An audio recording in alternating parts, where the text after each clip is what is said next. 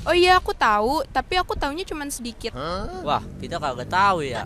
Soalnya kalau itu kayak sempat pernah dengar. Kalau soal haki saya kurang terlalu paham ya. Cuma yang saya tahu yang pasti kalau misalkan manusia pasti punya hak masing-masing dan itu yang kita lakukan adalah hasil karya kami sendiri, Kak.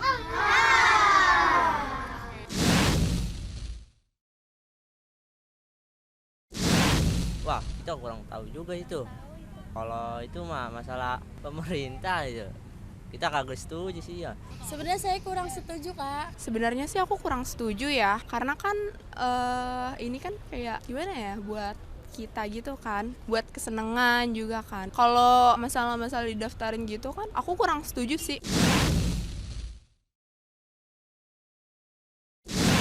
Saran aku sih buat pemerintah, ya untuk bersosialisasi. Kita kan jadi ketemu banyak orang yang kita nggak kenal, terus kita juga dapet teman banyak gitu. Mungkin lebih diberikan lagi tentang tadi cara pendaftaran dan sosialisasi lebih agar kami juga makin mengerti fungsinya untuk apa untuk di sini. Paling itu aja.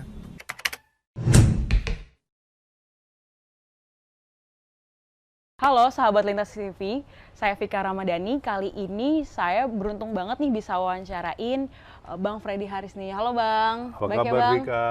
Baik. Oke Apa deh. kabar?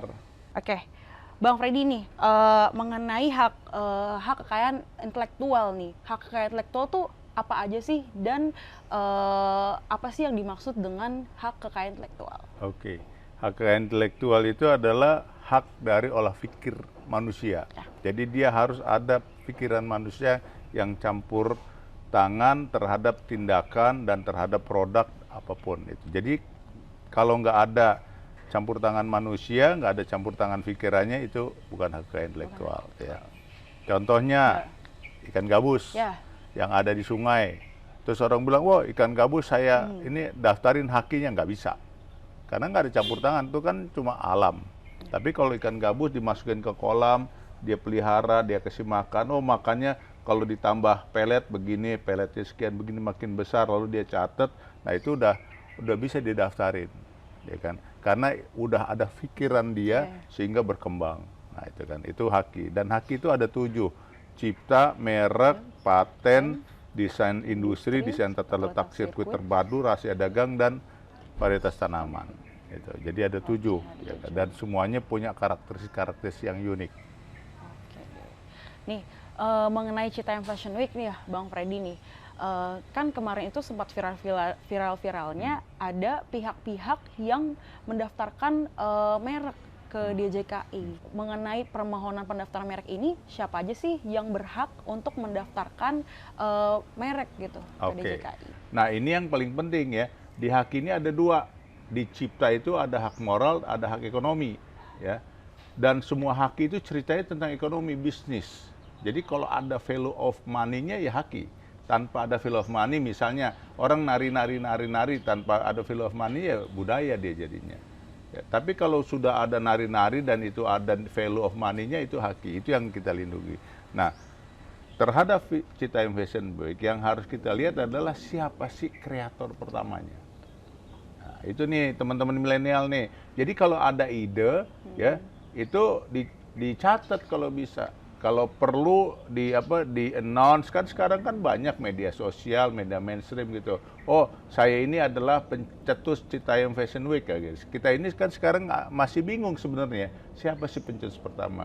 Mungkin si siapa Si Fik? Bonge. Si Bonge ya. Bonge mungkin dia bagian dari itu atau memang dia yang menciptakan. Kita juga nggak tahu. Misalnya jangan-jangan Vika misalnya. Vika ketemu Bonge karena Bonge jalan-jalan terus di Sudirman. Terus Vika bilang, oh deh kita bikin Citayam Fashion Week, kan artinya kreatornya Vika. Nah ini yang penting buat teman-teman milenial. Pokoknya ide itu lindungi. Karena haki udah gampang, udah online semuanya. Daftarin cipta, daftarin merek, daftarin ini udah online. Dan kalau Anda udah daftarkan enak.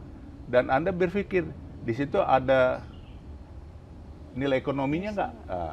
Haki selalu saya tekankan nilai ekonomi. Oke deh. Amerika itu kaya dengan haki. Jadi dia mau resesi kayak apapun ya selama kita masih pakai Windows, selama kita masih pakai Apple, selama kita pakai macam-macam, ya kan hakinya kan.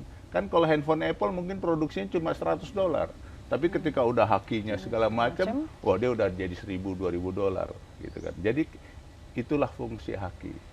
Jadi teman-teman, lalu balik ke Citaim Fashion Week. Ciptanya ini harus clear. Jadi teman-teman lintas tanyain tuh, siapa sih yang ide pertama, siapa sih yang munculin. Nah itu sampai hari ini kan cuma bilangnya ada pihak tertentu mau daftarin segala macam. Saya juga dari kemarin saya cari ya di media sosial, di media mainstream itu siapa sih sebenarnya yang ciptain. Karena itu penting. Lalu terhadap merek orang boleh daftar. Ya, boleh daftar karena Indonesia ini ke first to file. Tapi di pasal sebelumnya Indonesia bilang sistem Indonesia kan konstitutif. Dia bilang siapa yang mendaftar pertama ya dia akan mendapat perlindungan sepanjang syaratnya tidak ada persamaan pada pokoknya, ada syarat-syarat lah ya. Bukan orang terkenal, ini terkenal, nama negara dan sebagainya gitu.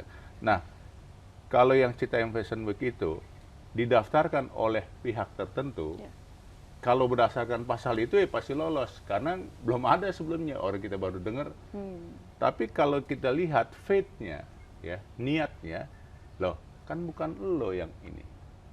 Orang udah kita tahu kok di media sosial segala macam, media mainstream, tiba-tiba ada apa Citaim Fashion. Nah itu yang saya bilang sebenarnya sederhana, ya. Ini yang menciptakan pertama, ini yang melihat ada peluang bisnis, ketemu aja berdua, udah ya, lo punya ide kontrak berapa selesai, pasti nggak ribut. Jember Fashion Festival nggak ribut, ya. Bromo Jazz. Pokoknya yang macam-macam nggak ada yang ribut, Jack Jazz nggak ada yang ribut karena memang udah mengerti. Jadi teman milenial, kalaupun Anda berpikir untuk startup, yang paling penting gitu, daftarin mereknya, daftarin ciptanya, daftarin patennya, jadi nanti ke depan nggak ada persoalan. Jadi lebih baik didaftarkan ya Pak? Daftarin Pak online. Kalau misalnya didaftarkan pendaftaran permohonan merek ini dikabulkan nih sama DJKI. Nah, itu implikasinya tuh apa? Ya, implikasinya nanti kalau udah dikabulkan artinya negara memberikan perlindungan sama dia, sama yang daftarin. Tapi nanti kan yang kita lagi nanti yang orang yang memiliki ide pertama kali, dia juga bisa menggugat. Gugatnya itu atas dasar bad faith. Orang saya kok kenapa Anda yang daftarin? Walaupun nanti ya tergantung nanti hakimnya melihat. Kan dia tanya, ya kamu kenapa nggak mau daftarin? Misalnya kalau dia nggak tahu, nah itu jadi panjang. Yang mau bisnis jadi keganggu-ganggu, yang punya ide juga merasa kok ide saya digituin. Gitu. Ini cuma persoalan teman-teman milenial, ayo kita daftarin haki kita, merek, paten, cipta. Nah, gitu. Yang 7 sih, yang lain ada lagi. Oke deh. Misal ya Pak, pendaftaran permohonan merek si Citaim Fashion Week ini ditolak nih, ya kan? Karena dianggap sebagai public domain si Citaim Fashion Week ini.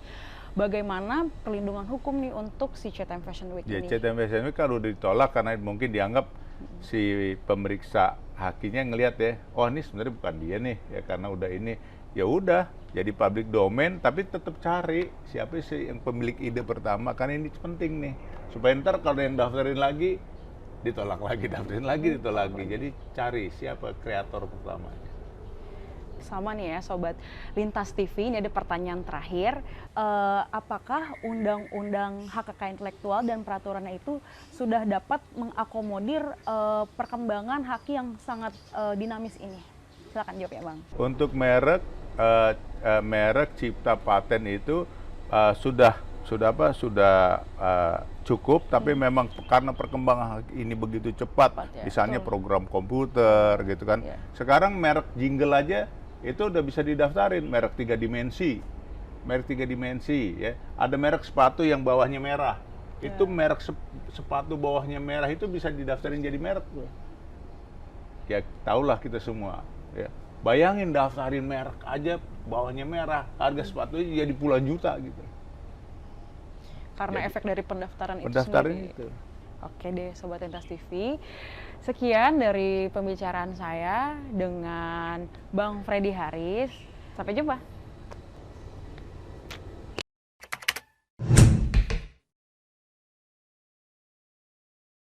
Halo Sobat Lintas TV, kalau kemarin kita sudah mewawancarai salah satu pakar HKI, kali ini saya berkesempatan untuk mewawancarai salah satu anggota Komisi 3 yaitu Pak Supriyansa. Halo Pak, apa kabar Pak? Baik, Mbak Vika. Alhamdulillah. Jadi gini Pak, saya itu hari ini ingin membahas tentang HKI Pak. Jadi kemarin-kemarin itu ada fenomena yaitu Citayam Fashion Week nih Pak, ya kan.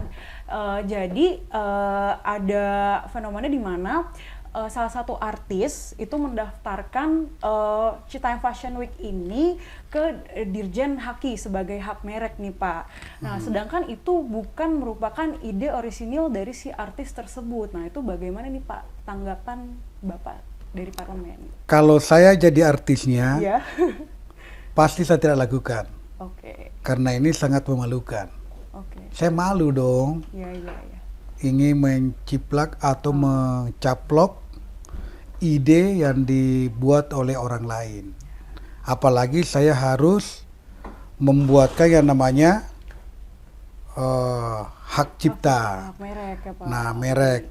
Nah, saya kira apa yang dilakukan oleh artis tersebut, saya tidak kenal juga. Maka ini menjadi pelajaran buat orang-orang lain bahwa kalau tidak mau dicerca oleh orang, dianggap mengambil ide Ya. dan temuan orang, maka jangan coba-coba lakukan karena pasti akan dicerca oleh publik. Nah, ini adalah gambaran kedepannya kita tidak perlu melakukan hal yang sama.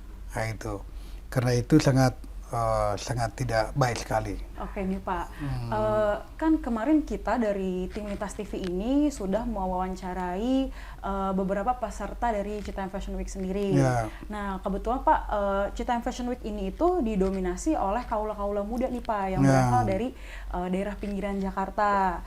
Dan jawaban dari para mereka ini, mereka tuh kurang mengerti tentang hak kekayaan intelektual nih Pak, khususnya hak merek. Jadi bagaimana nih Pak, karena mereka itu kurang mengetahui soal hak kekayaan intelektual, apa sih upaya yang bisa dilakukan DPR sebagai parlemen untuk mengedukasi masyarakat nih Pak, khususnya kaula-kaula muda yang mungkin kurang tahu Pak soal hak kekayaan intelektual? Ya, mungkin penting terutama anggota DPR misalnya yang ada di daerah sana ketika melakukan reses atau ada kegiatan-kegiatan tertentu bisa mensosialisasikan undang-undang yang ada. Sebenarnya pemerintah juga yang memang harus sosialisasi ke daerah-daerah karena ini sudah berbentuk undang-undang. Undang-undang ini kan tahun 2014, berarti cukup lama. Ya. Tetapi yang namanya masyarakat, tidak semua masyarakat ini kan paham bahwa ada undang-undang, kalau ada aktivitas kita, ada temuan-temuan kita harus daftarkan supaya ini adalah merek saya. Orang tidak paham, tidak semuanya masyarakat kita paham. Olehnya itu yang paham harus menyampaikan. Nah, mestinya yang berusaha untuk membuatkan izin merek ini menyampaikan kepada kelompok mereka bahwa apakah Anda ini mau menjadikan Citayam Fashion Week ini menjadi sebuah merek kamu. Kalau mau daftarkan, ayo seantar. Izin terlebih dahulu ya. Iya, kalau memang mau dimerekkan. Tapi sepanjang dia tidak mau merekkan, kan ini kan persoalan masyarakat juga. Dia mau menjadikan itu adalah haknya atau tidak. Kalau dia mau menjadikan itu haknya, bahwa ini adalah merek milik saya, ya tentu didaftar. Itulah bagusnya bangsa ini yang membuatkan jalur khusus bagi mereka-mereka yang mau mendaftarkan merek ciptaannya. Jadi ada jalannya diberikan oleh pemerintah dan hukum kita ada di situ. Nah, jadi siapa yang setelah terdaftar nanti itu lalu ada yang mengatasnamakan Citayam Fashion Week itu kemudian mengambil manfaat dari situ, maka dia bisa keberatan. Kalau sudah terdaftar, olehnya itu ya daftar dulu, kayak gitu modelnya. Nah, siapa saja yang bisa mendaftarkan? Semua orang bisa mendaftarkan kalau ada temuan-temuannya yang dia lakukan. Nah, ini kan merupakan temuan yang dilakukan oleh teman-teman dari adik-adik kita dari Citayam ini gitu. Nah, gitu. Ini kesempatan terbaik bagi mereka untuk mendaftarkan. Nah, kalau dia tidak tahu, datang ke saya antar. Nah, gitu. Gitu. Nah, berikut ya jawaban dari Pak Supriyansa dari Komisi 3 DPR RI. Sekian wawancara saya dengan Pak Supriyansa. Terima kasih, sampai jumpa. Dadah.